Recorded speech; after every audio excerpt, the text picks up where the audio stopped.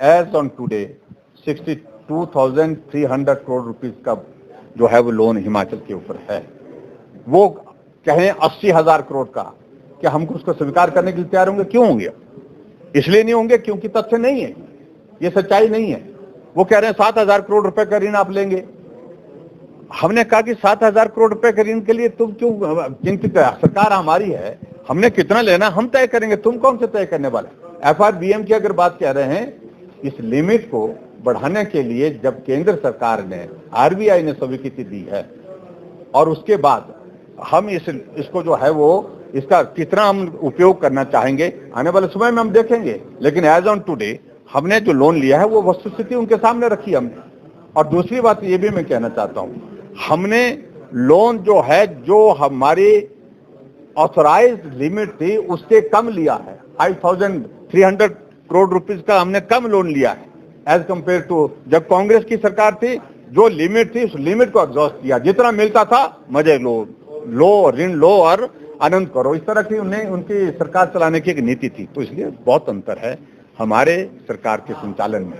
और सबसे बड़ी बात मैं जरूर कहना चाहता हूं, और वो ये मैं कहना चाह रहा हूं कि हम सामान्य परिस्थितियों में सरकार का संचालन नहीं कर पा रहे थे, कारण क्योंकि कोविड का दौर था और उनके दौरान तो कोविड भी नहीं था। तो उनने इतना सारा लोन जो है, जो लिमिट उनकी थी, ऑथराइज लिमिट थी, उसको एग्जॉस्ट करने की जरूरत क्यों पड़ी? इसलिए कि उनको विकास से कोई लेना देना नहीं था, कि अपने ऐश और आराम से जितनी तरह से मजे से हम सरकार को ले सकते हैं, चला सकते हैं, उस तरह से वो चलाने का प्रयत्न किया। इस बात को समझना उनको चाहिए। और मुझे इस बात की क्षमता है कि बहुत बड़ी संख्या में सत्ता पक्ष और विपक्ष की ओर से माननीय सदस्यों ने इसमें हिस्सा लिया है और लगभग 17.5 घंटे से ज्यादा चर्चा हुई। और आमतौर पर यह रहता है कि जब बजट प्रस्तुत करने के पश्चात जब चर्चा होती है और जब मुख्यमंत्री जवाब देते हैं तो उस जवाब को पूरा सुना जाता है।